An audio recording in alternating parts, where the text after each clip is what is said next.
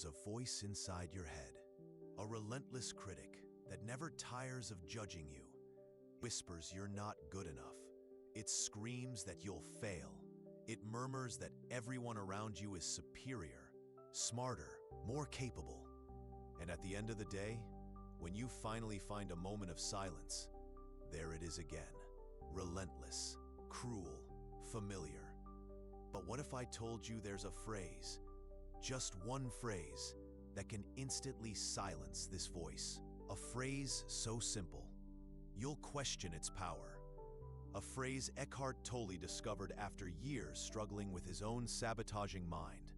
A phrase that transformed not only his life, but the lives of millions across the globe. Are you ready to hear it? The phrase is simply this: who is observing this thought? That's it. 4 words that can revolutionize your mental landscape. But wait, before you dismiss it as too simple, let me explain the science behind this seemingly innocent phrase. You ask, who is observing this thought? You instantly activate what neuroscientists call the observer neural network. It's a part of your brain separate from the area that produces automatic thoughts. It's like switching on a light in a dark room. Suddenly, you can see the furniture. You can navigate around it. You're no longer stumbling in the dark. Sabotaging voice operates in the darkness. It needs you to blindly identify with every thought. But the moment you ask, who is observing? You switch on the light of awareness. And in that light, the sabotaging voice loses all its power. But here's what happens when you use this phrase for the first time. Say, this is ridiculous. I'm observing, obviously. And then you ask again, but who is observing the mind that says this is ridiculous? That's where the magic happens. You discover there's a presence within you, always observing. A presence that never judges, never criticizes, never panics. A presence that simply is present. Eckhart Tolle, silent observer. And this observer is who you truly are. Not the anxious thoughts, not the critical voice, not the worries about the future or regrets about the past. You are the awareness that observes it all. Now, I'll teach you exactly how to use this phrase for maximum results. Because there's a right way, many wrong ways to apply it. The wrong way is to use it as a mechanical mantra, repeating it without truly paying attention to the response. The right way is to ask the question with genuine, like a scientist investigating a fascinating phenomenon. Inner voice starts criticizing you. Stop, breathe deeply, and sincerely ask, who is observing this critical thought? Don't force an answer. Simply observe what happens in the space after the question. At first, you may not notice anything. That's normal. It's like exercising a muscle you've never used before. But if you persist, something extraordinary will begin to emerge. You'll start to feel a sense of space around your thoughts, as if they were clouds passing in an infinitely blue sky. And you are the sky. Pause for a moment. Close your eyes if you can. Listen to the sounds around you without judging them. Just observe. Now ask, who is observing these sensations? You feel it? Silent presence that's always there? That's your true identity. Everything else is just fleeting. But here's something that might shock you. This technique doesn't just work for negative thoughts.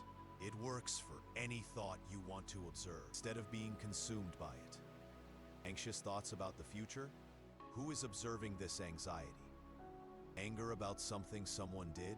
Who is observing this anger? Even happy thoughts that distract you from the present? Who is observing this euphoria? The idea isn't to eliminate emotions. It's to relate to them in a completely new way, as a compassionate observer instead of a helpless victim. But I'll tell you something.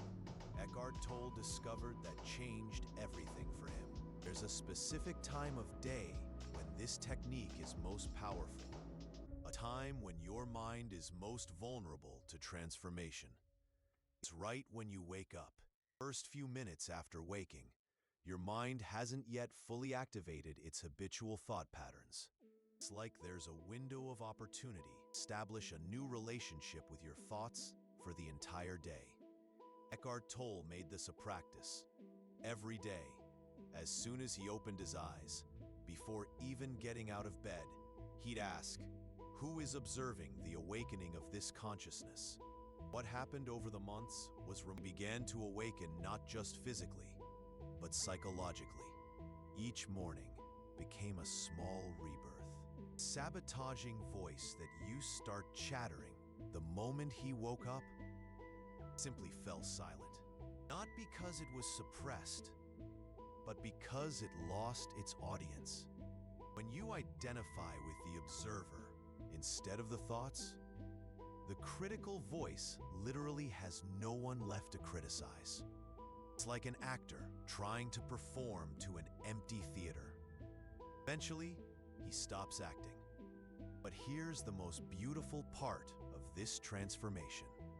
When the sabotaging voice falls silent, you're not left with a mental void. You discover there's a far wiser intelligence operating behind the scenes. An intelligence that knows exactly what you need to do without the need for constant criticism. An intelligence that guides you through intuition instead of fear. Have you ever had moments where you know what to do, with moments of absolute clarity, where the right answer simply emerged? Those moments happen when you're connected to this deeper intelligence. The phrase, "Who is observing this thought?" is the unlocks this connection. I have to warn you about something that might happen when you start using this technique regularly. Some people around you might notice you've changed. Seem calmer, more centered, less reactive. And not everyone will like that. Some people are comfortable with your anxiety because it confirms their own insecurities. You become calmer. It can create discomfort in relationships where drama was the norm. This doesn't mean you should stop using the technique. It means you're growing, and growth always creates some temporary discomfort. Eckhart Tolle went through this too. When he transformed, some friends drifted away because they couldn't relate to him in the old way anymore. But new relationships, more authentic and profound, emerged naturally. Because when you're no longer operating from that sabotaging voice, you become genuinely present to other people. Genuine presence is one of the rarest and most precious things in the world today. But let me share with you the most powerful moment I experienced with this technique. It happened during a time when I was facing one of the most difficult decisions of my life.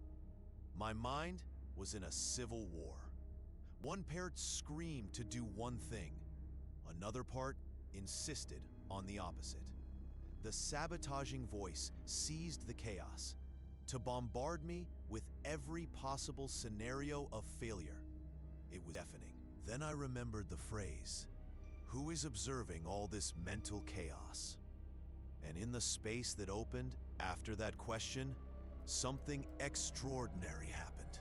Very quiet voice, very soft, very certain, whispered the answer I needed. It wasn't a voice in the audible sense. It was more like a knowing that emerged from the silence. And I knew, without a shadow of a doubt, what the right decision was. The decision I made at that moment completely changed the course of my life. And it was the best decision I ever made. This taught me something profound. When you silence the sabotaging voice, you don't become without guidance. You gain access to an infinitely wiser guidance. A guidance that doesn't need to shout to be heard. A guidance that whispers truths your logical mind could never calculate. But to hear this guidance, you need to create the space of silence. And that space is created through the question, who is observing? Now, let me teach you an advanced variation of this technique. A variation that Eckhart Tolle uses when facing particularly intense emotions. When you feel anger, fear, sadness, or any overwhelming emotion, instead of just asking, "Who is observing?" you can ask, "Who is observing this body that feels anger? Who is observing this heart that feels fear?" This creates a double distance. You separate yourself not only from the thought, but also from the physical identification with the emotion. What happens is almost magical. You can feel the emotion completely, without resistance, but without being consumed by it. It's like watching a thrilling movie. You can cry, laugh, feel suspense, but you know it's not real. Cinema seat. Emotions become instead of destabilizing turbulence. You discover that anger, fear can be information about something that needs your attention. Sadness can be information about something that needs to be processed and released. You are identified with when you believe that you are the anger, you are the fear, you are the sadness. All that wisdom is lost in the drama. Observer doesn't dramatize. Observer simply observes, learns, and responds with wisdom. Here's something that will surprise you. After a few months of using this technique, you'll discover that the question, "Who is observing?" isn't always necessary. You will begin to naturally live from the perspective of the observer. Thoughts will arise and pass like clouds in the sky of your consciousness. Emotions will emerge and dissolve like waves in the ocean of your presence. And you will remain imperturbable in the center of it all. Not because you've become insensitive, but because you've discovered who you really are. You've discovered that behind all thoughts, all emotions, all experiences, there's an eternal presence that never changes, never ages, never can be hurt. That presence is you. It has always been you. It will always be you. The screen is never damaged by the film. Horror movies don't scare the screen. Comedies don't make the screen laugh. Dramas don't make the screen cry. The screen simply allows everything to be projected onto it, remaining eternally peaceful, eternally present. When you discover that you are the screen, your whole life changes. Not externally, necessarily, but internally, profoundly. You stop taking your thoughts so seriously. You stop resisting your emotions. You stop identifying with the roles you play. You simply are present, aware, peaceful. And from this presence, this stillness, this connection with who you really are, you live your life with a grace you never imagined possible. The phrase, "Who is observing this thought?"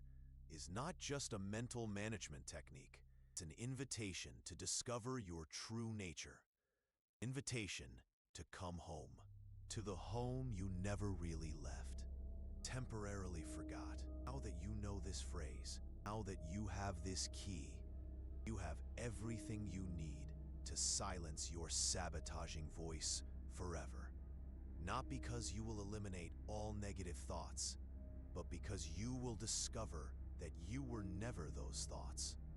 You have always been the silent observer, the peaceful witness, the eternal consciousness in which everything arises and passes.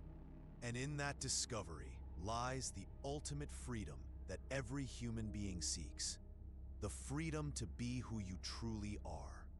Because once you hear it, your relationship with your thoughts will never be the same. But before revealing that phrase, I need to tell you something that completely changed my perspective on what really happens inside our minds. Have you ever noticed how your inner voice changes its tone depending on the situation?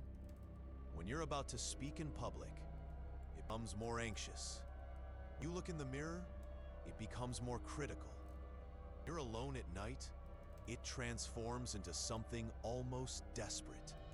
It's as if there were different personalities living in your head. Cruelest of all is the one that disguises itself as a protector. It says it's trying to help you. It's preparing you for the worst. You don't criticize yourself first, the world will do it for you. Truth is much more disturbing. That voice is not your friend. It's not trying to protect you. It's trying to control you through fear. Eckhart Tolle discovered this in the most painful way possible. At 29, he was so consumed by self-destructive thoughts, he considered the unthinkable. Dark night. He sat on the couch of his small London flat. Something extraordinary happened. He heard his inner voice say, "I can't live with myself anymore." Then, in a split second of absolute clarity, he wondered, who is this I that can't live with itself? How many selves are there inside me? At that moment, he realized something revolutionary. The voice tormenting him wasn't him. It was separate. Something he could observe, something he could question. And from that discovery came the most powerful phrase to silence the inner saboteur. But here's what most people don't understand about this phrase. It doesn't work like a mantra you repeat mechanically. It works like a key that unlocks a door you didn't even know existed. The door between you and your thoughts. Have you ever tried to stop thinking? It's impossible, isn't it? It's like trying not to blink or not to breathe. The more you try to control your thoughts, the more they seem to multiply. That's why most positive thinking techniques fail miserably. They try to fight the sabotaging voice using more voices. It's like trying to put out a fire with gasoline. Eckhart Tolle's phrase works completely differently. Instead of fighting your thoughts, it creates a space between you and them. A sacred space where you can finally breathe. But before I reveal that phrase, I need to warn you about something. Once you use it for the first time, you'll experience something many people describe as awakening. Not a dramatic spiritual awakening, something far more subtle, powerful. You'll realize you've always had the choice not to identify with every thought that crosses your mind. You'll discover there's a silent observer within you, never touched by criticism, anxiety, or fear. This can be a little scary at first, because if you're not your thoughts, who are you, really? Years, you've built your identity based on the voice of your mind. You believed you were anxious, secure thoughts, that you were inadequate because your mind constantly pointed out your flaws. What if all of that is a huge illusion? What if the person you think you are is just a story your mind tells about you? Eckhart Tolle discovered that behind that story, there's something infinitely vaster and more peaceful. Something he calls presence. Something you can access anytime using this simple phrase. But here's what's fascinating. When you use this phrase for the first time, your sabotaging mind will try to sabotage even that. It will say it's new age nonsense, that it's too simple to work, that you're wasting time with esoteric things. That's exactly what happened to me when I discovered this technique. I was going through a particularly difficult time. My inner voice was crueler than ever. It bombarded me with comments about my failures, my inadequacies, my past wrong choices. It was like having a professional critic living in my head, working 24/7, no breaks, no rest, no mercy. Until a friend told me about this phrase by Eckhart Tolle. Initially, I scoffed. How could 3 simple words solve years of mental self-punishment? Desperation made me. The moment I uttered those words for the first time, something extraordinary happened. wasn't dramatic, heavenly music. It was something much simpler and deeper. For a few seconds, there's total silence in my mind. Real silence. Not the forced silence of someone trying not to think, but the natural silence of a calm. In that silence, when you can observe that thought from the outside, as if it were a separate object from you, something magical happens. The thought loses its power over you. It's like the difference between being inside a storm and watching it from the window of a safe house. Wind might be strong outside, but you're protected, observing everything with curiosity instead of panic. Eckhart Tolle's phrase creates exactly that perspective. Instantly transports you from mental storm to the safe house of conscious observation. Here's something few know about this technique. It doesn't just silence the sabotaging voice the moment you use it. Over time, it begins to change the very nature of your thoughts. You start thinking differently, more compassionately, more realistically, more constructively. Not because you're forcing positive thoughts, but because you're no longer automatically identifying with every criticism your mind produces. It's as if you've discovered that always thought was you, actually just a character you fire at any time. And here's the most beautiful part. When you fire that inner critic, you don't become thought-free. You simply start thinking with more creativity, more self-love. You discover there's a much deeper intelligence operating within you. Intelligence that doesn't need constant criticism to function. Intelligence that thrives on acceptance, presence, peace. But to access that intelligence, you need to first create the space. And that space is created through the phrase, "I'm about to reveal." A phrase so powerful that Eckhart Tolle calls it the gateway to awakening. A phrase that has changed the lives of millions. A phrase that can change your life too. Are ready to know it?